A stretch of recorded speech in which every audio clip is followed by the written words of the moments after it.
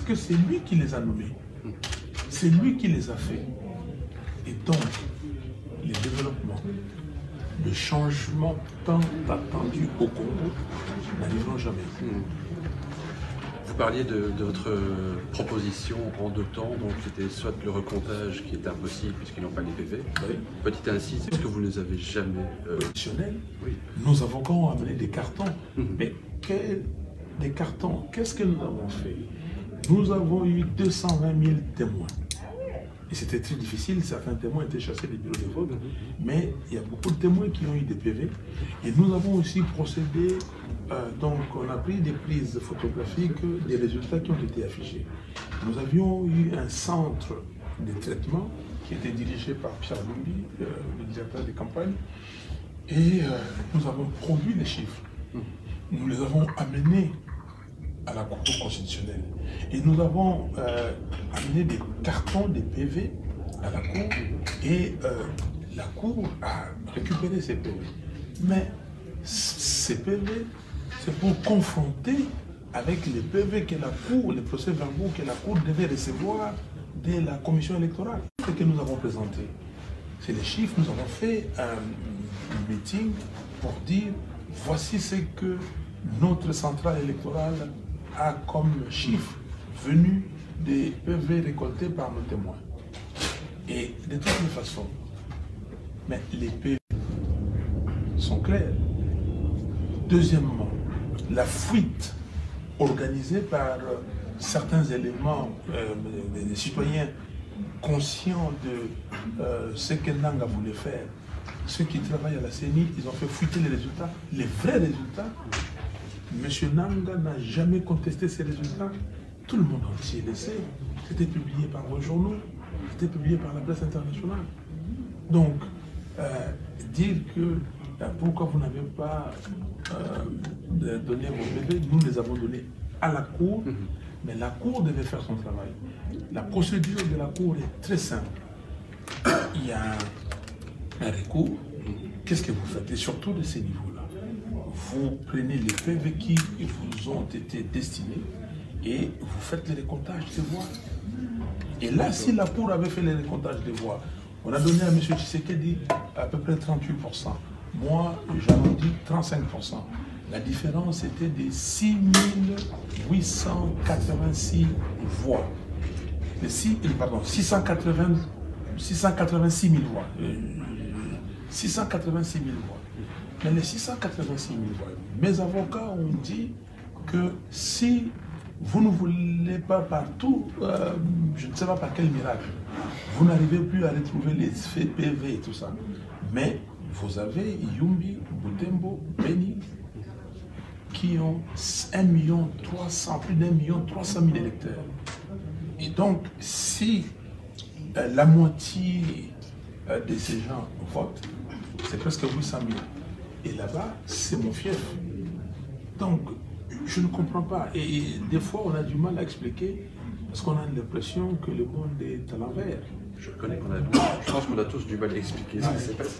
Mais non, mais on a du mal à expliquer, on a du mal à faire comprendre aux Occidentaux ou eux-mêmes comment ils vont aller expliquer à leur base, à leurs opinions.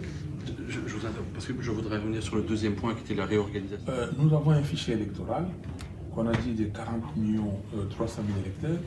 Nous savons que ces fichiers n'a que 30 millions parce que il y a 10 millions d'effectifs, nous les avons dénombrés.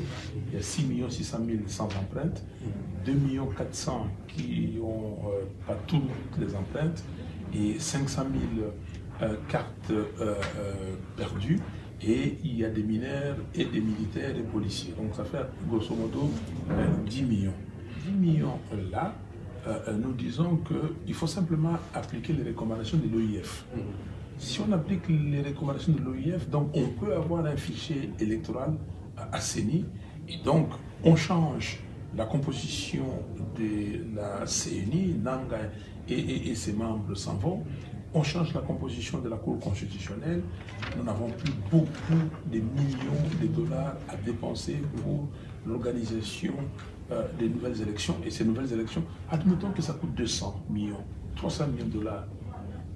On doit faire un calcul des coûts d'opportunité. c'est 200-300 millions de dollars par rapport à ce qu'on est en train de perdre aujourd'hui. Ça fait plus d'un mois qu'il y a quelqu'un qui est là et les pays n'avancent pas. C'est un climat délétère. Tout le monde se demande où sommes-nous.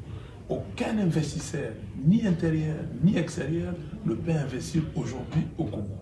Donc, les choix, et il faut suivre comme les amis du Venezuela, réorganiser les élections et que nous ayons des gens capables pour surveiller et des gens surtout capables pour les organiser. Vous pensez que ça peut être entendu au niveau international? Mais écoutez, moi je n'ai pas d'injonction à donner au milieu international, mais simplement les gens doivent être responsables et savoir que de toutes les façons, la situation ne peut pas se résorber d'elle-même.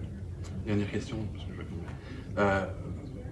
vous avez dit lors d'un, je sais plus, je pense que c'était dans le Kwilu, vous avez dit que vous aviez été contacté par le clan Kabila après les élections. Est-ce que vous confirmez la chose? Non, j'ai dit que... Vous a demandé pour être reçu. Madame... Non, j'ai après les élections... Madame Damonusco. Madame Damonusco, évidemment, est venue me demander si ça me dérangerait de rencontrer M. Kabila.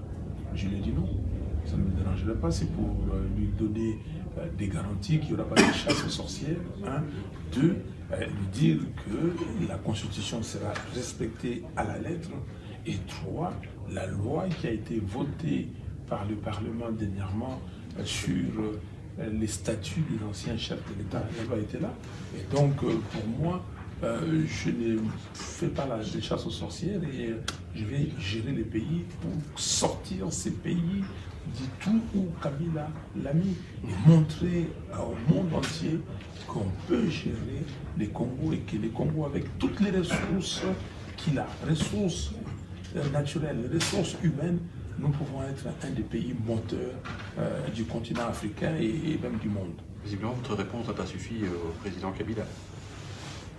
Je ne l'ai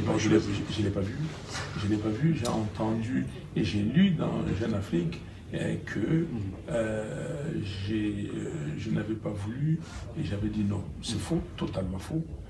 Et j'avais dit que j'étais prêt. Et je suis prêt à écouter tout le monde. Et vous savez, moi je comprends comment construire le consensus, comment discuter avec les gens et ce que nous voulons aujourd'hui. Et là, je suis fier de mes compatriotes qui pensent que ce qu'il nous faut aujourd'hui, nous avons le même sort, il nous faut l'unité qui est la cohésion nationale. C'est l'élément ou les deux éléments essentiels pour nous. Merci. Mais vous pensez que les élections dans les 4 circonscriptions vont avoir lieu, vont être mieux organisées, vont donner un autre résultat? Mais non, de toute façon, dans les 4 oui, ça va avoir lieu les 31, je n'avais pas voulu et j'avais dit non. C'est faux, totalement faux. Et j'avais dit que j'étais prêt. Et je suis prêt à écouter tout le monde. Et vous savez, moi je comprends comment construire le consensus, comment discuter avec les gens et ce que nous voulons aujourd'hui. Et là, je suis fier de mes compatriotes qui pensent que ce qu'il nous faut aujourd'hui, nous avons le même sort, il nous faut l'unité qui est la cohésion nationale. C'est l'élément ou les deux éléments essentiels pour nous. Merci. Et vous pensez que les élections dans les 4 circonscriptions vont avoir lieu, vont être mieux organisées, vont donner un autre résultat? Mais non, de toute façon, dans les 4 oui, ça va avoir lieu les 31, ils ont annoncé, ou les deux éléments essentiels pour nous. Merci. Et vous pensez que les élections dans les 4 circonscriptions vont avoir lieu, vont être mieux organisées, vont donner un autre résultat? Mais non, de toute façon, dans les 4 oui, ça va avoir lieu les 31,